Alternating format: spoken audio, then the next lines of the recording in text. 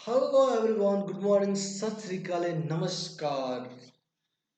तो कैसे हैं, केम छो, कैसे हैं आप लोग? टनाटन। ओके। सो वंस अगेन आप तमाम लोगों का टनाटन फिजिक्स में स्वागत है। तो आज हम वीडियो बनाने वाले हैं इलेक्ट्रिक डाइपोल का सेकेंड एपिसोड। फर्स्ट एपिसोड मैंने कल आपको दे दिया था, तो आज हमारा सेकेंड एपिसोड होगा। राइट, यस, सही सुना आपने।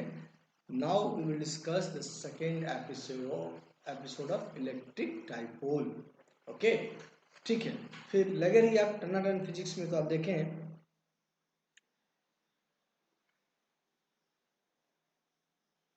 इलेक्ट्रिक डाइपोल 2, ठीक है।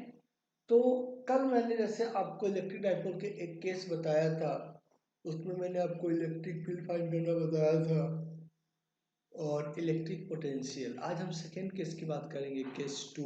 ध्यान से देखिएगा आप लोग। यस, आज हम बात करेंगे केस 2। यस, सही सुना आपने। टन टना टन करते हुए फिजिक्स पढ़ना है अपने को। यस, केस 2 क्या है?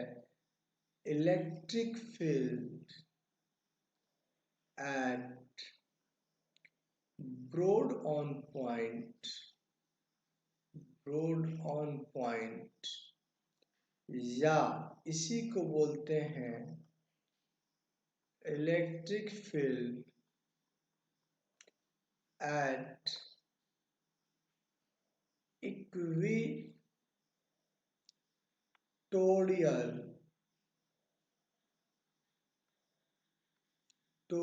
पॉइंट। ओके, या इसी को बोलते हैं electric field at perpendicular bisector.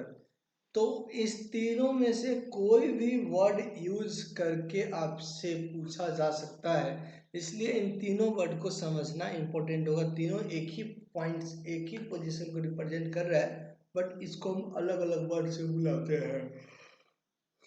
जैसे ब्रोडॉन पॉइंट, या उसी को बोलते हैं इक्विटोरियल पॉइंट, या उसी को बोलते हैं परपेंडिकुलर बाइसेक्टर। यहाँ तक कोई दिक्कत, मेरे ख्याल से कोई दिक्कत नहीं होना चाहिए। सो लेट्स सी, आगे देखते हैं कि आगे क्या हो सकता है। ठीक है, ओके। तो यहाँ पे आप आ जाइए। बड़ा आसान केस है, बहुत आसान एंड इजी है, बस आपको समझने की देरी है। मान लो ये इलेक्ट्रिक डाइपोल है। ये क्या है? इलेक्ट्रिक डाइपोल है, यानी कि ये माइनस क्यू है और ये प्लस क्यू है। यहाँ तक कोई दिक्कत? कोई दिक्कत नहीं, ठीक है। और यहाँ इसका सेंटर है सी। तो सी से परपेंडिकुलर डिस्टेंस आर पे, सी से परपेंडिकुलर डिस्टेंस आर पे, ठीक है, आपको इलेक्ट्रिक फील्ड फाइंड करना है। ठीक है, नो इशू, इसको ज्वाइन कर दीजिए। सी से परपेंडिकुलर डिस्टेंस आर पे आपको इलेक्ट्रिक फील्ड फाइंड करना है। ओके, अब होगा क्या? आपको तो मालूम है कि ये निगेटिव चार्ज है, तो due to negative charge electric field towards the charge होता है। इसको अगर ज्वाइन कर दो आप, due to negative charge electric field towards the charge होता है, यानी कि this will be direction of electric field. And due to positive charge electric field जो होता है वो होता है अवे फ्रॉम। चीजों को समझिए, electric field due to positive charge क्या होता है? अवे फ्रॉम होता है। तो यानी कि इसके कारण, अगर इसको मैं ज्वाइन करता हूं, थोड़ा सा ध्यान दीजिएगा, ठीक है, इसको मैं अगर ज्वाइन कर देता हूं तो इलेक्ट्रिक फील्ड इस डायरेक्शन में होगा।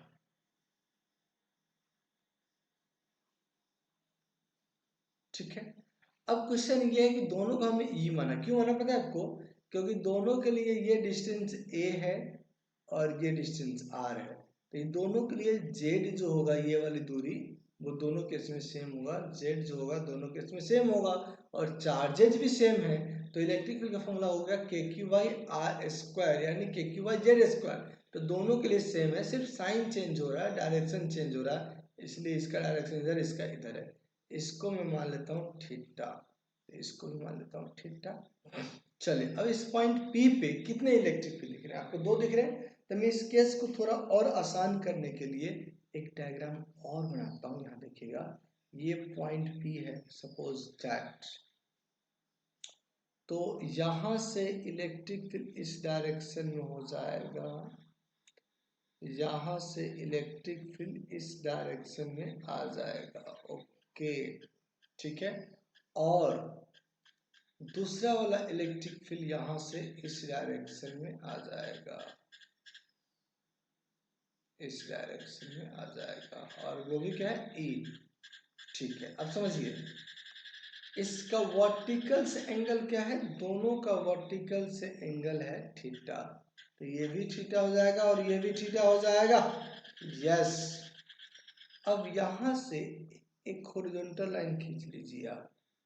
ठीक है, अगर मैं यहां से कंपोनेंट ब्रेक करता हूं तो इधर वाला कंपोनेंट हो जाएगा, ध्यान दीजिएगा, E cos थीटा, और इधर वाला कंपोनेंट हो जाएगा ऊपर वाले के कारण E sin theta. Component resolve करने आता है ना, और इधर हो जाएगा, देखिएगा ये हो जाएगा E cos थीटा अगेन, और ये भी हो जाएगा E sin थीटा इसी डायरेक्शन में, तो ये हो गया E sin थीटा प्लस।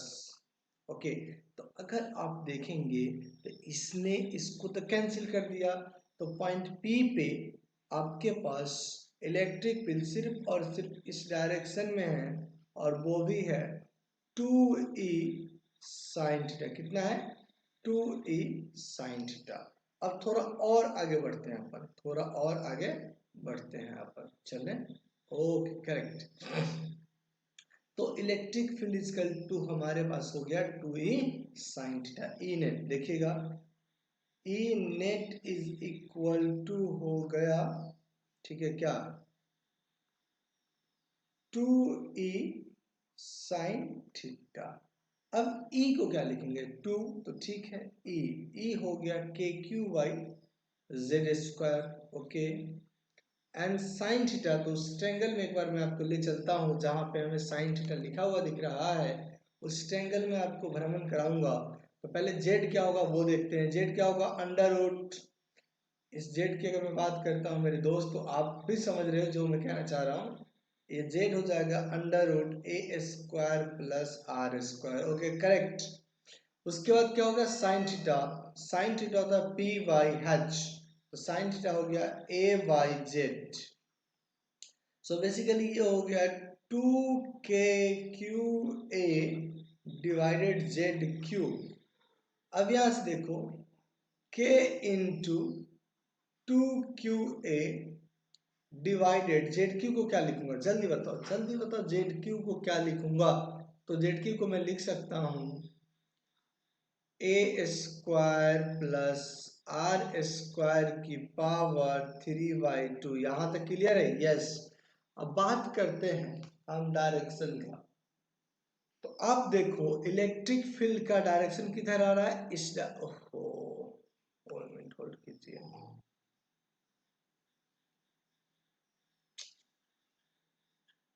ठीक है फिर से वर्क करना पड़ जाएगा, seat.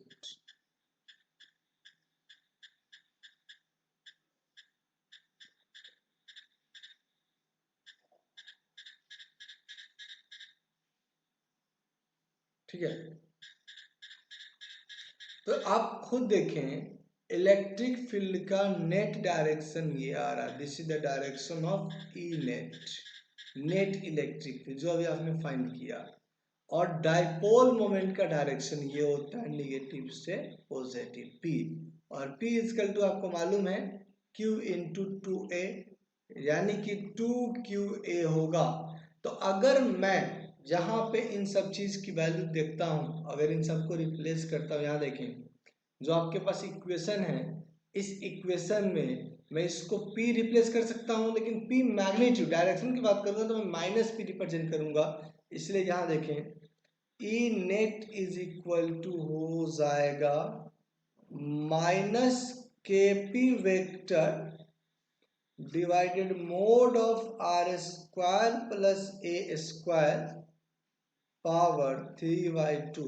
So this will be so net electric field. अब स्पेशल केस जैसा हमने प्रीवियसली डिस्कस किया था, सेम उसी तरह अपने को स्पेशल केस डील करना है। स्पेशल केस यानी कि when R much much greater than A, आपको मालूम है A square by R square approx 0 हो जाएगा। तो उस केस में यही नेट इलेक्ट्रिक फील्ड आपके लिए हो जाएगा, यहाँ देखें द नेट इलेक्ट्रिक फील्ड आपके लिए हो जाएगा minus K P by R cube, E net हो जाएगा minus K P by R cube. ठीक है, यहाँ तो किसी को दिक्कत, मेरे ख्याल से कोई दिक्कत नहीं होना चाहिए। चलिए तो मैं थोड़ा सा फिर आपको आगे लिए चलता हूँ। चलो तुझे चांद के पार ले जाऊं, ऐसा क्या होगा बता बालमा, चलो चलो चलो तो सही तुझे चांद के पार ले जाऊं। ठीक है, अब हम बात करते हैं इसी पॉइंट पे पोटेंशियल की, कि इक्वेटोरियल पॉइंट पे पोटेंशियल कितना होगा, या परपेंडिकुलर बाइसेक्टर पॉइंट पे पोटेंशियल भी कितना होगा। तो देखो बड़ा आसान क्वेश्चन है, बड़ा आसान टॉपिक है। आपने देखा कि कुछ इस तरह से अरेंजमेंट था, ये माइनस क्यू था, ये प्लस क्यू था, और यहाँ से परपेंडिकुलर आर डिस्टेंस पे, परपेंडिकुलर आर डिस्टेंस पे कोई पॉइंट है, आपको इलेक्ट्रिकल फाइंड करना है। तो इस डिस्टेंस को आपने क्या मान लिया है, जेड। ओके, इस डिस्टेंस को आपने क्या मान लिया है, इसको भी आपने जेड मान लिया है। तो सिंपल सा तरीका है कि अगर वीपी पे मुझे इलेक्ट्रिक पोटेंशियल फाइंड करना है, तो मैं लिखूंगा electric potential due to plus plus electric field due to minus.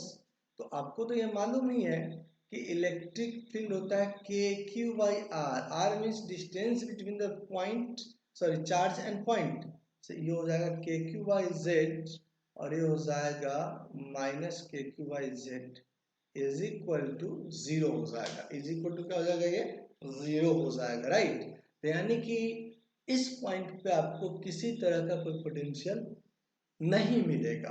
अब हम कुछ नोट्स की बात कर लेते हैं। नोट्स क्या है, पहला केस आपको याद है, तो फर्स्ट केस अगर आपको याद है तो वही नोट्स लिखने जा रहे हैं, देखेंगे आप। पहला नोट्स ये है कि एंड ऑन पॉइंट पे इलेक्ट्रिक फील्ड का जो डायरेक्शन था वो डाइपोल के डायरेक्शन में ही था, राइट। तो ही लिखता हूं, at end on point, at end on point direction of electric field, direction of electric field is along the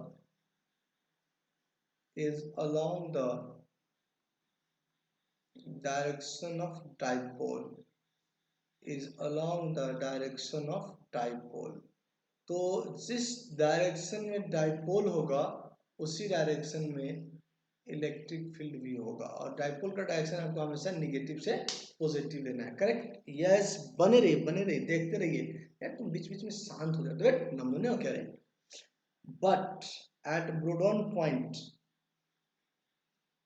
but at broad on point, broad on point, बताओ जल्दी। Yes, direction of electric field away from, sorry, opposite to, direction of electric field is opposite to, opposite to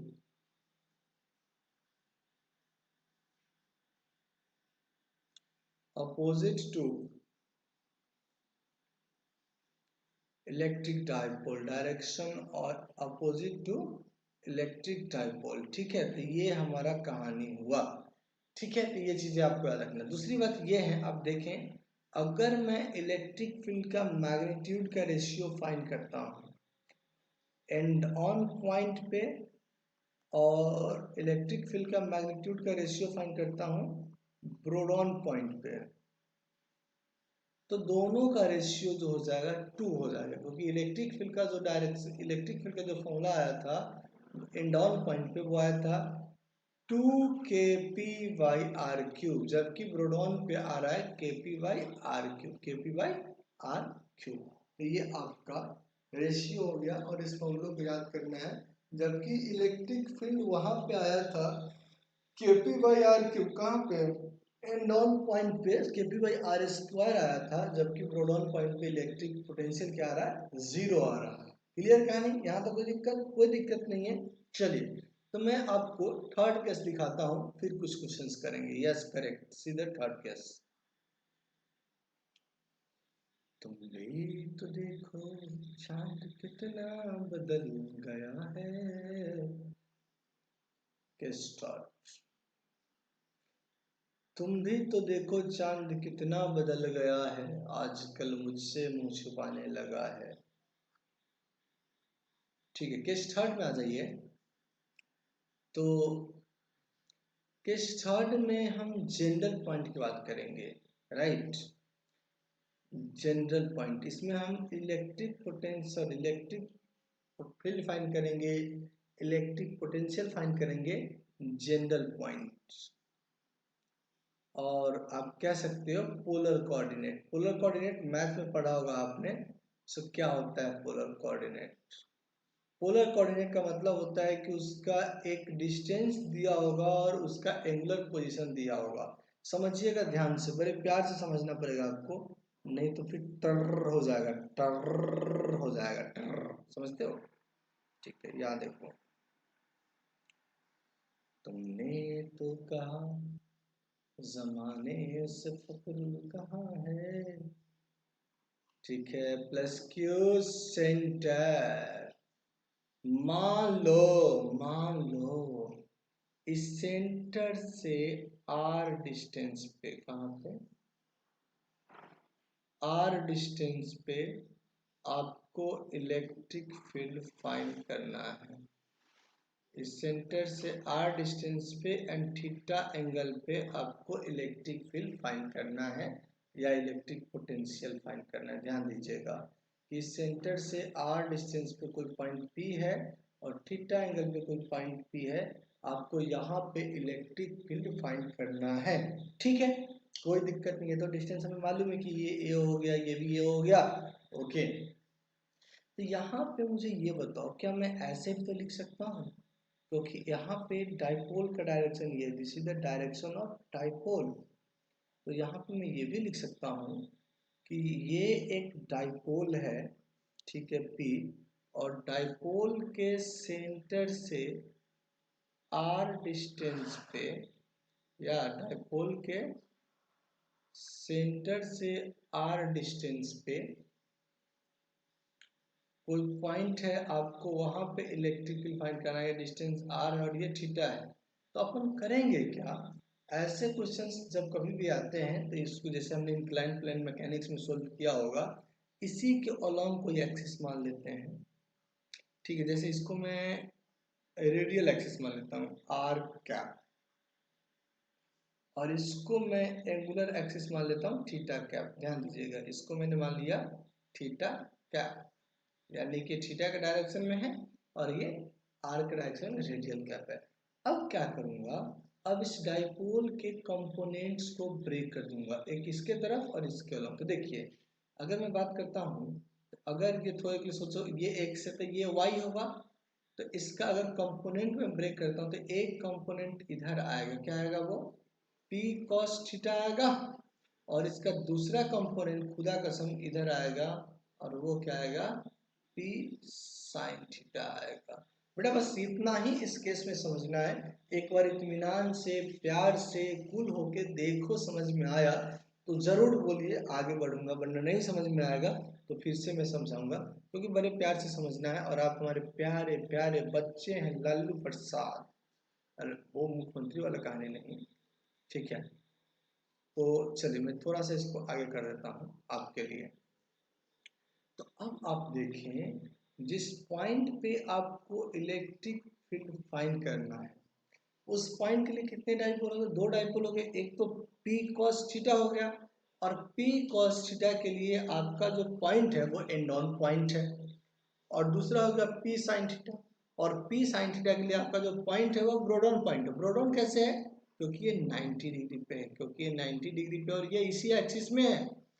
तो अब आपको मालूम है कि point P पे जो इलेक्ट्रिक फील्ड होगा एक तो डाइपोल के डायरेक्शन में ही होगा, यानी कि एक तो इसी डायरेक्शन में होगा, वो कितना होगा ई आर, यानी कि electric field in the radial direction होगा।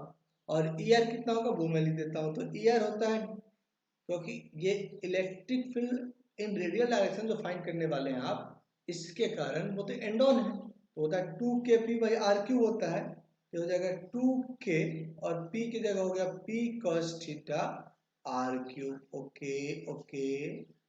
और इसके कारण ये तो, इसके कारण ये पॉइंट कैसा होगा, ब्रोडॉन पॉइंट होगा, तो ब्रोडॉन पॉइंट पे इलेक्ट्रिक फील्ड डाइपोल मोमेंट के अपोजिट में होता है, यानी कि यहाँ पे इलेक्ट्रिक फील्ड आई थिंक ये इधर हो जाएगा, आपको मालूम होगा, ठीक है। और इसको हम बोलते हैं electric field along the angular direction.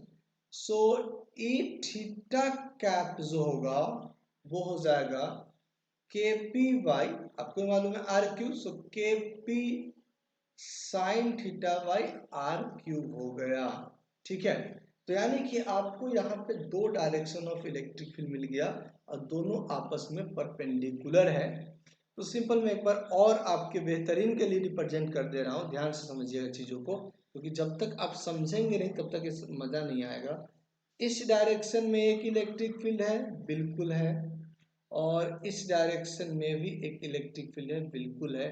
इस डायरेक्शन के इलेक्ट्रिक फील्ड को हमने ई आर बोला है और इस डायरेक्शन के इलेक्ट्रिक फील्ड को हमने ई थीटा बोला है, राइट। चलिए अब हम बात करते हैं कि इस लाइन को अगर थोड़ा सा और एक्सटेंड कर दिया जाए तो इस लाइन का हॉरिजॉन्टल से जो एंगल है वो थीटा है। अब इसका इन दोनों का कोई ना कोई तो रिजल्टेंट होगा इस डायरेक्शन में, मैं ये नहीं कह रहा कि परपेंडिकुलर बाइसेक्टर होगा, बट कोई ना कोई तो रिजल्टेंट होगा। तो वो रिजल्टेंट कितना होगा, मान लो ई नेट हो गया, क्योंकि आपसे मैं इस ई नेट का डायरेक्शन पूछूंगा, मान लो कि यहाँ से वो अल्फा एंगल पे है, तो पहले मैं आपसे ई नेट पूछता हूँ। तो ई नेट की अगर मैं मैग्नीट्यूड की बात करूँ तो दोनों वेक्टर्स 90 डिग्री पे है, तो ये हो जाएगा अंडर रूट, ध्यान से देखिएगा बेटा, अंडर रूट क्या हो जाएगा बताओ, ई आर का whole square plus E theta का होल स्क्वायर हो जाएगा, यस। तो ये हो जाएगा मेरे प्यारे प्यारे बच्चों, ई आर क्या आ रहा है, 2kp cos theta, 2kp cos theta by r³ का whole square plus kp sine theta by r³ का whole square, okay. So E net is equal to हो गया, यहां देखें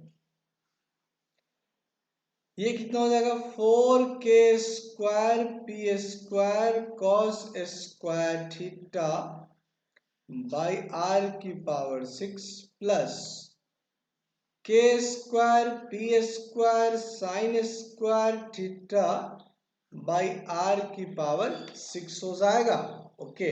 ये हमारे पास आ रहे हैं, थोड़ा इसको ऊपर कर लो, बाद में हम रिटर्न आते हैं।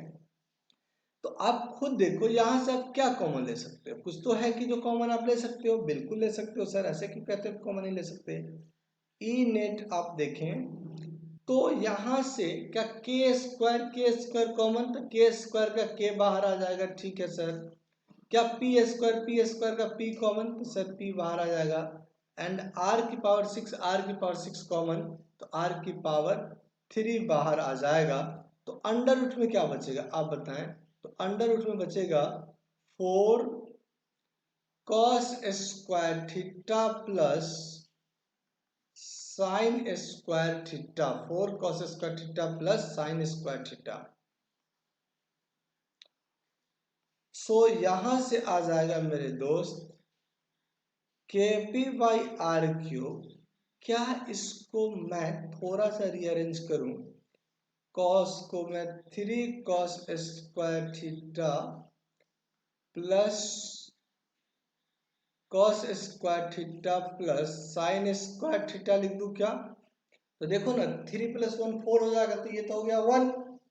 तो हमारा रिजल्ट आ गया ई नेट का, ध्यान रखेंगे kp/r³ and under root 3 cos square theta plus 1। ये जनरल रिजल्ट होता है। General result in the sense इसके थ्रू आप बाकी जो दो केस पढ़े हो उसको डिराइव कर सकते हो। कैसे डिराइव करोगे अभी बता देता हूँ। हाँ, डायरेक्शन आपको खुद से फाइंड करना होगा, बाकी इन मैग्नीट्यूड का आप डायरेक्ट यहाँ से रिजल्ट फाइंड कर सकते हो। कैसे? तो देखो, जब आप एक्सियल पॉइंट पे बात करोगे उस समय थीटा क्या होगा? 0 होगा। तो जब थीटा 0 होगा तो cos 0 हो जाएगा 1, तो उस समय ये हो जाएगा 3 + 1 4, तो 2 आ जाएगा बाहर, तो 2 kpr3। आप जाके देखो एंड ऑन पॉइंट पे आपका इलेक्ट्रिक फील्ड आया था 2 kpr3, करेक्ट।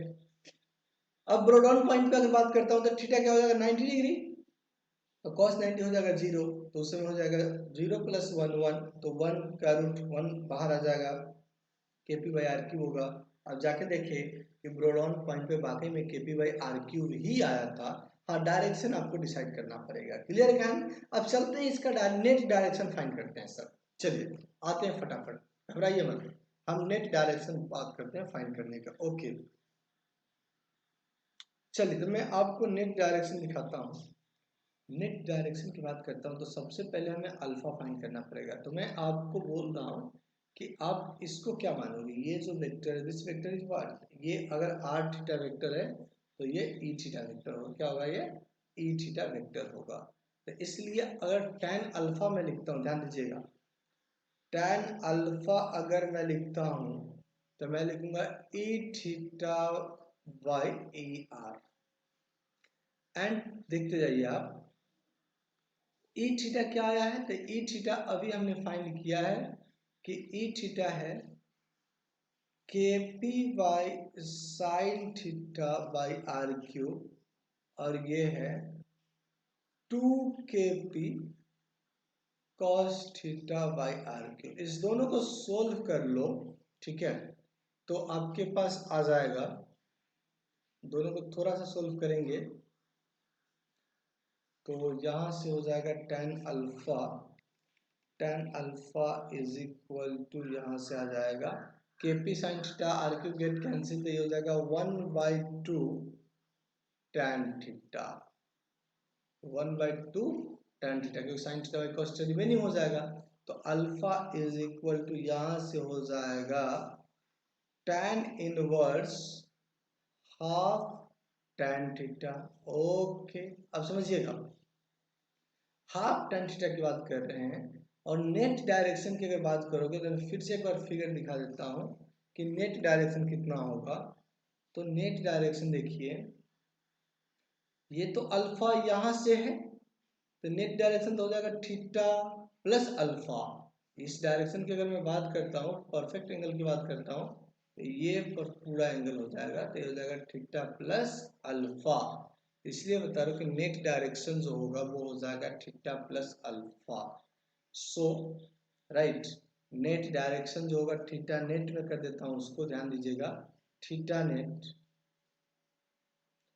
तो अरे यार, थीटा नेट जो होगा वो हो जाएगा थीटा प्लस अल्फा, यानी कि theta plus half of, sorry, theta plus tan inverse half tan theta, tan inverse half tan theta, यह हमारा नेट डायरेक्शन ऑफ रिजल्टेंट हो जाएगा। This will B net direction of resultant, ये हमारा net direction हो जाएगा। यहाँ तक कोई दिक्कत है? मेरे ख्याल से यहाँ तक कोई दिक्कत नहीं होना चाहिए। तो ये है आपका थर्ड केस। चलिए अब मैं कुछ क्वेश्चंस आपको, एक दो क्वेश्चंस करा देता हूँ, फिर मैं आपको लिए चलता हूँ electric field in uniform electric dipole in uniform electric field. ठीक है, तो बड़े प्यार से लिखिएगा, मैं आपको एक क्वेश्चंस करा देता हूँ। ठीक है सर, कोई दिक्कत नहीं होना चाहिए। हो तुम गबरू जवान हो सनम। चलिए क्वेश्चंस पे आते हैं। सो एग्जांपल नंबर 1 देखोगे, क्वेश्चन है कि dipole of dipole moment P is placed at origin, और dipole of dipole moment, a dipole moment P is placed at origin, उसको कहाँ पे रखा गया, origin पे रखा गया, ठीक है। along the x axis, origin पे रखा है बट इसका डायरेक्शन किधर है, along the x axis, इसका डायरेक्शन हमेशा x axis की तरफ है, ठीक है, along the x axis, ठीक है, ओके। अब आगे आते हैं, another dipole of dipole moment P, अब दूसरा डाइपोल आ रहा है, another dipole of dipole moment P, dipole moment P is kept along y-axis, is kept at, पहले देख लीजिए, as kept at 0,1,0 along y-axis, ध्यान दीजिए, बहुत अच्छा क्वेश्चन है, along y-axis, okay, full stop. Find the resultant potential and electric field, question है find the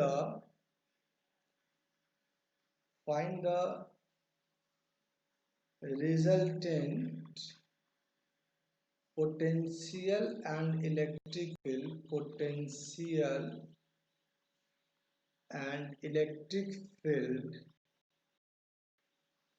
at point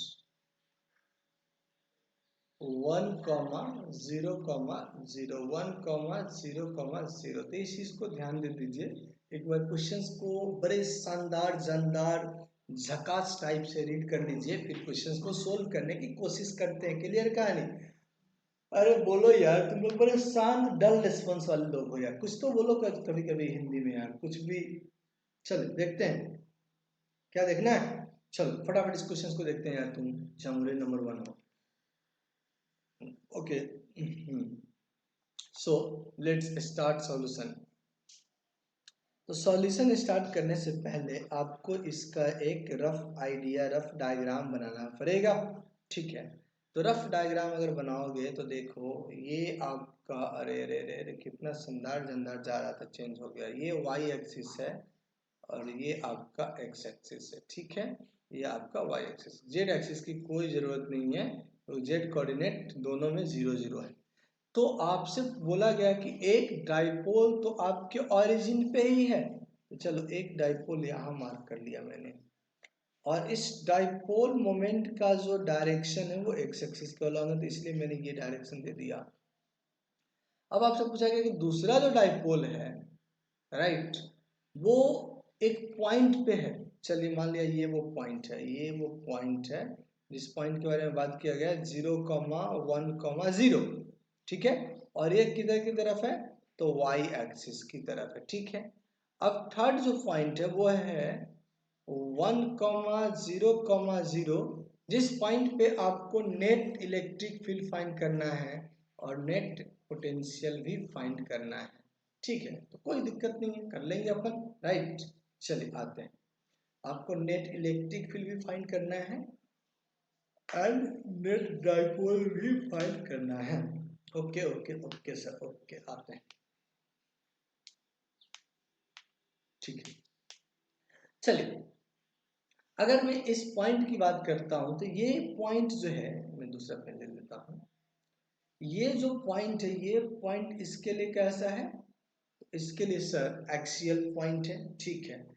इसके लिए कैसा है सर, इसके लिए ना तो एक्सियल है ना ही एंड ऑन है, यानी कि एक जनरल पॉइंट बनाया जा सकता है बिल्कुल। अगर इस लाइन को मैं यहाँ से ज्वाइन कर दूं, ध्यान दीजिएगा, इस लाइन को अगर मैं यहाँ से ज्वाइन कर दूं तो वो एक जनरल पॉइंट हो जाएगा, बिल्कुल एक जनरल पॉइंट हो जाएगा। और ये डाइपोल का जस्ट सेंटर है मान लो, ठीक है। तो डाइपोल के सेंटर से ये एंगल आपको पता चल जाएगा, बिल्कुल ये एंगल पता चल जाएगा, क्योंकि ये है 45 डिग्री। क्यों? क्योंकि ये भी 1 है और ये भी 1 है, तो ये 90, तो ये भी 45 और वो भी 45। तो थीटा खुद ब खुद आपके पास निकल के आ चुका है, थीटा आपके पास खुद ब खुद निकल के आ चुका है, क्या अब खुद देखिए 135 आपके पास निकल के आ चुका है। अगर आप उस तरीके से सोल्व नहीं करना चाहते तो एक तरीका और बताता हूँ मैं, यहाँ पे देखिएगा। जैसे यहाँ पे डाइपोल P इस डायरेक्शन में है, ध्यान दीजिएगा, और यहाँ से कुछ दूरी पे, ठीक है, एक पॉइंट है। देखते जाइएगा, मैं दूसरा डायग्राम बना रहा हूँ आपके समझने के लिए, ताकि आपको समझने में दिक्कत ना हो। ये भी 1 है और ये भी 1 है, और यहाँ भी एक डाइपोल है, देखिएगा यहाँ भी एक डाइपोल है। तो ये 1 है, ये 1 है, तो ये कितना हो जाएगा, √2 हो जाएगा। अगर मैं इस जो आपको दिख रहा है ये वाला डाइपोल, ये वाला डाइपोल, इस डाइपोल को कंपोनेंट के तौर पे ब्रेक कर दूं, तो आपको मालूम है ये एंगल 45 है, तो ये एंगल भी 45 होगा। तो इधर कंपोनेंट हो जाएगा P cos 45। cos 45 means 1/√2। Directly मैं लिख रहा हूँ कि आप थोड़ा समझदार लगते हैं मुझे, ठीक है। क्या इसका एक कंपोनेंट इधर भी होगा, तो हाँ सर एक कंपोनेंट तो इधर भी हो जाएगा, वो कितना हो जाएगा, तो वो P sin 45 यानी कि ये भी P/√2 हो जाएगा। चलिए अब मैं एक काम कर लेता हूँ, इसको 0.1 मान लेता हूँ और इसको 2 मान लेता हूँ, ठीक है। तो इसके कारण अगर हम इलेक्ट्रिक पोटेंशियल फाइंड करना है, पहले इलेक्ट्रिक पोटेंशियल, तो इलेक्ट्रिक पोटेंशियल क्या लिखूंगा, वी नेट, देखिएगा वी नेट इसके क्या लिख दूँ, V1 + V2, करेक्ट। सो V1 तो इसके कारण तो एंड ऑन पॉइंट है, और एंड ऑन पॉइंट पे होता है 2kp/r³। तो ये हो गया 2, सॉरी इसको भी तो लिखना है, ठीक है। सो 2kp/r³ हो गया हमारे पास। क्या हुआ इसको, क्या हुआ है वादा सनम, एक मिनट, अरे यार,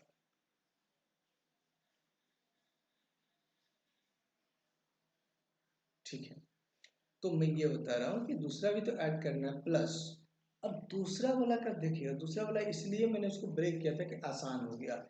इसके लिए ये तो एंड ऑन पॉइंट होगा, क्योंकि ये तो 90 डिग्री है इसके, तो इसके लिए तो ब्रॉड ऑन पॉइंट होगा। ब्रॉड ऑन पॉइंट पे इलेक्ट्रिक पोटेंशियल होता है 0, तो सिर्फ और सिर्फ अब इसके लिए इलेक्ट्रिक पोटेंशियल होगा, सिर्फ और सिर्फ अब इसके लिए इलेक्ट्रिक पोटेंशियल होगा। इस चीज़ को आप ध्यान रखें। समझ पा रहे हैं मेरी बात को, नहीं समझ पा रहे हैं, ठीक है। तो मैं बता देता हूँ कि सिर्फ इसके लिए इलेक्ट्रिक पोटेंशियल होगा।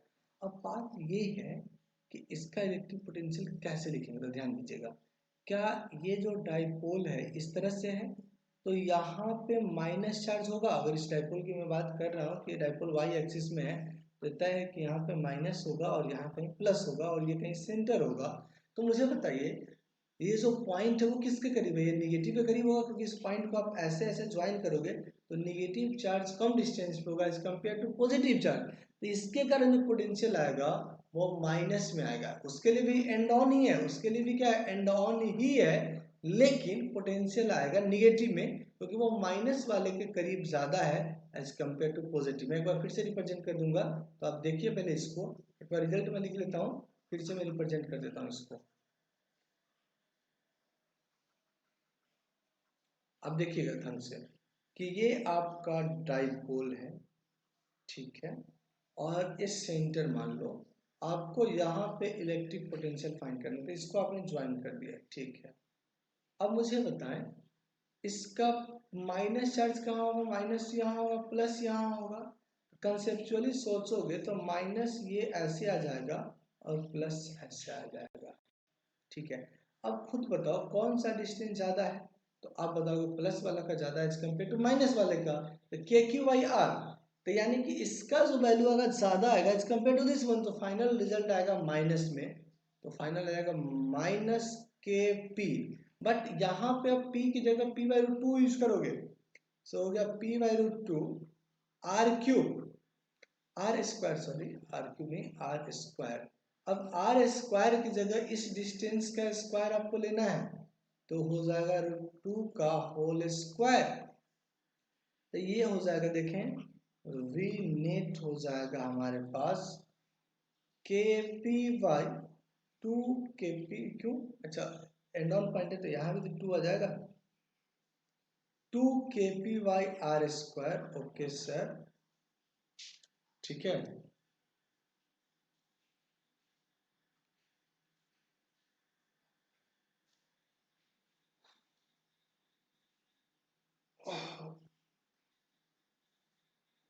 हाँ 2 kp/r² माइनस ये कितना हो जाएगा जल्दी बताओ। इसको अगर सोल्व करता हूँ तो देखो ना, ये 2 हो जाएगा, √2 का ये 2 गेट कैंसिल, तो ये हो जाएगा मेरे दोस्त kp/√2। अच्छा r इसके लिए कितना है, इसके लिए तो ये 1 है, तो 1 का स्क्वायर कर दो, इजीली हो जाएगा काम। अब यहाँ से आप क्या कॉमन ले सकते हैं, यहाँ से आप kp कॉमन ले लीजिए, तो हो जाएगा 2 - 1/√2।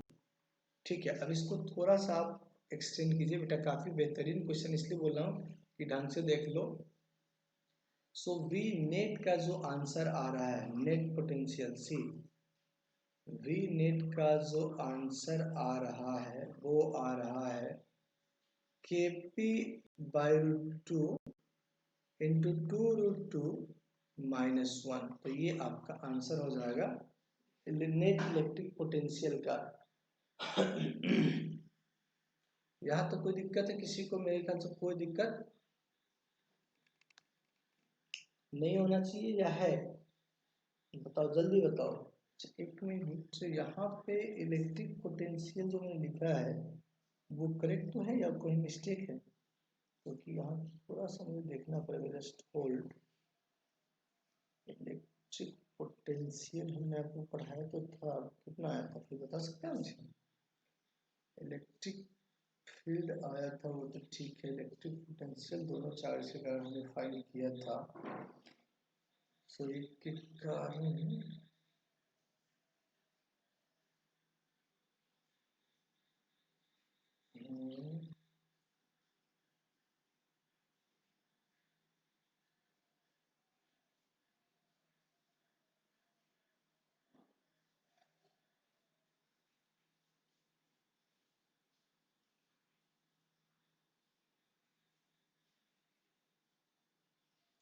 यार इलेक्ट्रिक पोटेंशियल का फॉर्मूला है kp/r² ओनली, तो यहाँ पे मिस्टेक हो गई, ये 2 नहीं आएगा, ये 2 जो है यहाँ पे नहीं आएगा।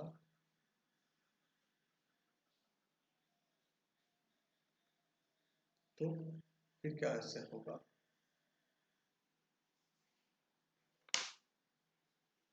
तो वो 2 भी नहीं आएगा, तो ठीक है ये 2 नहीं आएगा। थोड़ा सा मैं चेंज करता हूँ इसको, यहाँ देखिए आप, ठीक है, तो ये 2 जहाँ जहाँ दिख रहा है वो नहीं होगा, ये 2 नहीं होगा, ओके, ये 2 भी नहीं होगा, तो सिर्फ ये माइनस होगा, ओके। तो अब रिजल्ट में चेंज हो जाएगा, ये हो जाएगा 2 और ये आ जाएगा √2, तो हो जाएगा 2√2, तो ये हो जाएगा 2√2, ये हो गया तो 1। इसको सोल्व करोगे तो ये आंसर हो जाएगा कुछ इस तरीके से, kp/2√2, 2√2 - 1। चलिए अब हम इसी जगह पे आपसे इलेक्ट्रिक फील्ड की बात करते हैं कि इलेक्ट्रिक फील्ड कितना होगा। चलिए कैलकुलेशन ऑफ इलेक्ट्रिक फील्ड देख लीजिए फटाफट, क्योंकि ये लास्ट है, इसके बाद में नेक्स्ट वीडियो बनाऊंगा कैलकुलेशन ऑफ इलेक्ट्रिक फील्ड। तो आप देखें कि वो कैसे फाइंड करना है। फिर से मैं एक बार रफ डायग्राम मैं आपको बना देता हूँ कि आपके लिए कुछ ऐसा था, ये था y एक्सिस और ये था x एक्सिस, ठीक है, ये था y एक्सिस, ये था x एक्सिस। तो यहाँ पे कोई पॉइंट होगा और इस पॉइंट पे इलेक्ट्रिक फील्ड इधर, सॉरी इलेक्ट्रिक डाइपोल P इधर है जिसका हमने कंपोनेंट तोड़ दिया है। तो अब इस P को ना लिखो तो बेहतर है, आपको सिर्फ और सिर्फ रिजॉल्व कंपोनेंट वाला याद रखना है जो मैंने आपको बताया था, ठीक है। रिजल्ट कंपोनेंट वाला हमें याद रखना है। तो इस डायरेक्शन में आया था, आप देखोगे p/√2 आया था, और इस डायरेक्शन में एक इलेक्ट्रिक फील्ड आया था, वो आया था, वो भी इतना ही आया था p/√2, ठीक है। इसको यहाँ से टन टन टन टन टन टन टन टन ज्वाइन कर दिया और ये आ गया √2, 1 और 1, तो यहाँ पे एक इलेक्ट्रिक डाइपोल है। तो आप देखोगे तो आपको यहाँ पे मैं बताते चल रहा हूँ, due to this dipole electric field इस डायरेक्शन में मिलेगा, क्योंकि डाइपोल की डायरेक्शन में मिलता है, एंड ऑन पॉइंट है, ठीक है। इसको मैंने E1, इसके कारण किधर मिलेगा, तो इसके कारण डाइपोल के डायरेक्शन में मिलेगा, इसको मैंने नाम दे दिया E2। और इसके कारण किधर मिलेगा, तो इसके कारण इसके अपोजिट मिलेगा, इसको मैंने नाम दे दिया E3। अब फटाफट देखिए, ये एंगल भी 45 है और ये एंगल भी 45 है, तो मैं फटाफट लिख देता हूँ E vector, E one vector देखिएगा, ई वन वेक्टर को क्या लिख सकता हूँ, 2kp by are cube, are तो यहाँ से वहाँ 1 है तो 1 का क्यूब इंटू आई कैप, तो ये हो जाएगा 2kp बाई 1 आई कैप। अब मैं E2 की बात करता हूँ, तो पहले E2 का मैं मैग्नीट्यूड लिखूंगा, तो मैग्नीट्यूड का लिखूंगा 2kp, बट E2 के लिए P की वैल्यू ये हो जाएगा, तो हो जाएगा P बाई रूट टू, और डिस्टेंस कितना है तो रूट टू का होल स्क्वायर, मतलब होल क्यूब नॉट स्क्वायर, तो यहाँ से ये हो जाएगा देखिएगा 2kp हो जाएगा रूट टू, और 2√2, क्योंकि उसका होल क्यूब कर रहे हो आप, इसका होल क्यूब कर रहे हो 2√2, तो ये गेट कैंसिल, तो ये हो गया फाइनली देखेंगे आप, तो ये हो गया kp बाई 2, क्योंकि रूट टू हो गया।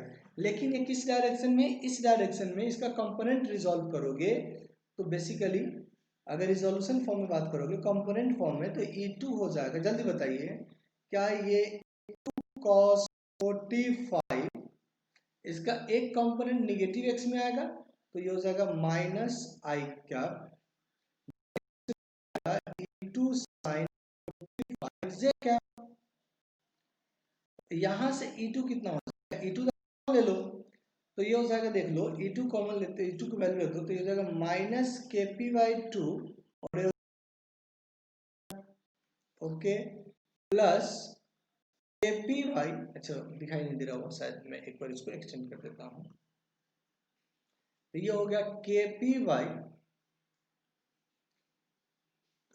2 into 1 by root two J cap, इसको सोल्व कर लेते हैं, तो हो गया kp बाई 2 कॉमन, ये बच गया माइनस आई प्लस, ठीक है। अब मैं E3 की बात करता हूँ, किसकी बात करता हूँ, E3 का, तो E3 के लिए भी तो वही है, पहले E3 की मैग्नीट्यूड फाइंड कर लेते हैं, तो E3 जो है परपेंडिकुलर बाइसेक्टर है, तो ये होता है KP, डायरेक्शन की बात हम ऑलरेडी कर चुके हैं, तो KP, बट आप जब इसकी बात करोगे तो इसके लिए P की जगह क्या यूज करोगे, 1 by P by root two, इसके लिए क्या यूज करोगे, P बाई रूट टू, तो ये हो जाएगा P के P by root two and R cube,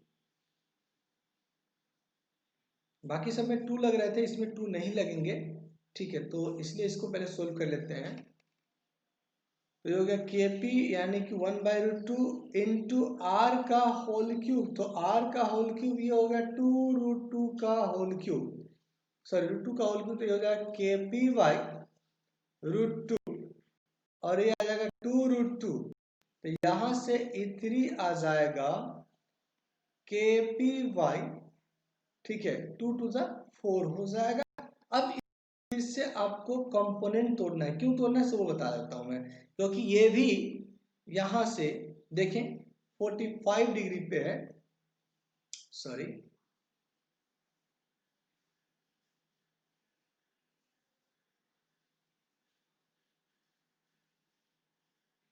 ठीक है, ये भी जो है यहां से देखें आप ढंग से, यहां से 45 डिग्री पे है, तो इसका भी एक कंपोनेंट निगेटिव एक्स में आएगा और दूसरा निगेटिव वाई में आएगा, so E3 is equal to basically हो जाएगा माइनस E3, देखिएगा cos 45 degree I cap minus E3 sine 45 degree J cap, तो सिंपल E3 सभी जगह कॉमन, यानी कि माइनस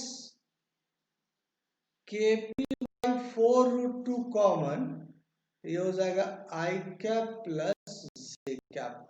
अब आपको क्या करना है, सबको ऐड कर देना है, अब आपको क्या करना है, सबको ऐड कर देना है, ठीक है, तो अगर मैं ई नेट लिखता हूं, यहां देखिए ई नेट, तो मैं लिखूंगा E1 वेक्टर, ठीक है, plus E2 vector plus E3 vector, E1 हमारा वहां से हम जो भी अभी फाइंड किए वो आ जाएगा, वो आया kp by R Q, it mean kp I cap, okay, और E2 यहां से आ रहा है माइनस kp बाई, और चलो लिख लो पहले plus kp by 2√2 minus I cap plus J, और ये आ रहा है, यहां से देख लीजिए, माइनस के पी वाई 4√2 आई कैप प्लस। अब जितने भी आई वाले हैं उन सबको एक साथ ऐड कर लेते हैं, जितने भी जे वाले हैं उन सबको एक साथ। तो देखिए ये आई कॉमन ले लेता हूं मैं, आई कैप कॉमन, तो क्या हो गया के पी, यहां से हो जाएगा माइनस के पी वाई 2√2 और यहां से हो जाएगा minus K P Y 4√2। Okay, अब जितने भी जे वाले हैं उनको एक साथ ले लेता हूं, तो ये हो जाएगा 2√2 और यहां से हो जाएगा माइनस के पी वाई 4√2। अब इसको आप एलसीएम लेके सोल्व कर लो, तो इसका एलसीएम अगर लोगे तो एलसीएम आएगा 4, तो ये हो जाएगा 4√2। ओके, और ये हो जाएगा -2 और ये हो जाएगा -1 इंटू के पी इंटू कैप।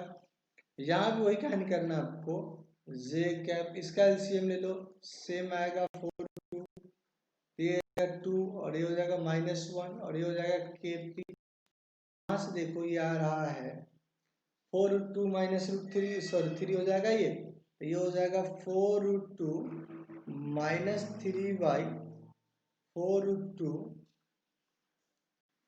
के पी और यहाँ से हो जाएगा 2 - 1 1, तो ये हो जाएगा के पी वाई 4√2 जे क्या, तो ये आपका आंसर हो जाएगा। मैग्नीट्यूड फाइंड करना है तो √² लेके सोल्व कर लीजिए, राइट। तो चलिए हमने एक बेहतरीन क्वेश्चंस को देखा, मैं उम्मीद करता हूँ कि आपको सब कुछ अच्छे से समझ में आएगा। ठीक है, फिर से मैं बता रहा हूँ कि बेटा ये आपका कंटिन्यूड क्लास लेक्चर है, मैं फिर से दोबारा इसको क्लास में एक एक पॉइंट नहीं पढ़ाऊंगा, आपको बस रिफ्रेश जरूर कर दूंगा कि ये ऐसे, तो ये ऐसे होता है, समझ में नहीं आ रहा है तो हो सकता है कुछ बच्चों को कुछ डाउट है तो वो मेरे से व्हाट्सएप पे डाउट पूछ सकते हैं, कॉल करके पूछ सकते हैं। अगर इसके अलावा भी आपको लगता है कि नहीं क्लास में पूछना है तो आप पूछ सकते हैं, लेकिन कहोगे कि सर पूरा क्लास एक एक टॉपिक कवर कर दो जो आपने पढ़ाया ऑनलाइन, वो पॉसिबल नहीं होगा क्योंकि आपका सिलेबस लैग कर जाएगा, जो ट्रूली बाय हार्ट मैं नहीं चाहता। ठीक है, इसलिए आप इसको देखें या डाउनलोड कर लें और क्लास नोटबुक में प्रॉपर्ली इसको नोट भी करें। चलिए फिलहाल जय हिंद, टनाटन फिजिक्स आपसे इजाजत मांगता है, मिलते हैं आपसे नेक्स्ट वीडियो में। ठीक है, चलिए बहुत बहुत धन्यवाद सर आप लोगों का शुक्रगुजार।